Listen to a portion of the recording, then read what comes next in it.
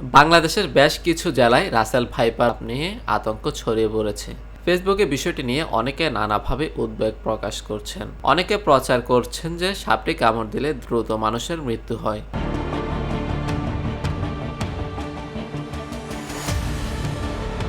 পরিস্থিতি এমন এক পর্যায়ে পৌঁছেছে, রাসেল ভাইপার সাপ মেরে ফেলার প্রচারণাও চালানো হচ্ছে ফেসবুকে।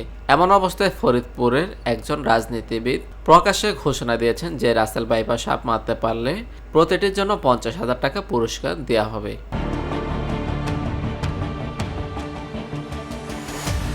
অনেকে বলছেন রাসেল ভাইপার খুব দ্রুত বংশ বিস্তার করে, ফলে সহসা বাংলাদেশের গ্রামাঞ্চলে এই সাপের আধিক্য মানুষের জন্য হুমকি তৈরি করবে। প্রশ্ন হচ্ছে, রাসেল ভাইপার নিয়ে যে মাত্রায় উদ্বেগ প্রকাশ করা হচ্ছে তা কতটা যৌক্তিক? রাসেল ভাইপার আসলে কতটা বিষাক্ত?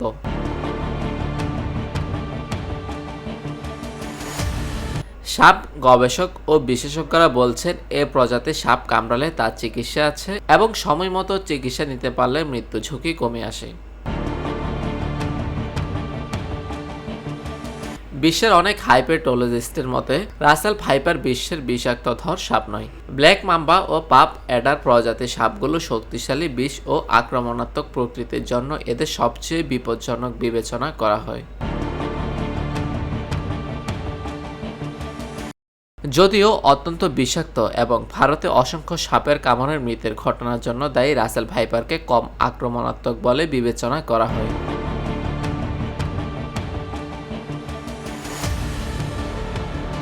কিন্তু রাসেল ভাইপার বিশ্বের শীর্ষ 30টি বিষধর সাপের মধ্যেও স্থান পায় না। মূলত বিলম্বিত চিকিৎসার কারণে এই সাপের কামড়ে প্রাণহানি ঘটে এবং প্রায় 70% আক্রান্ত ব্যক্তিরা বেঁচে যায় যদি দ্রুত চিকিৎসার ব্যবস্থা করা হয়, আর 90% মানুষ বেঁচে যায় যদি সঠিকভাবে যত্ন নেওয়া হয়।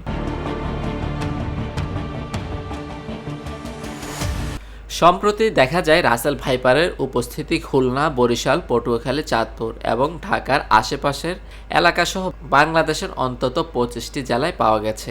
এবছর এ সাপের কামড়ে 10 জন মারা গেছে, এদের বেশিরভাগই কৃষক ও জেলে।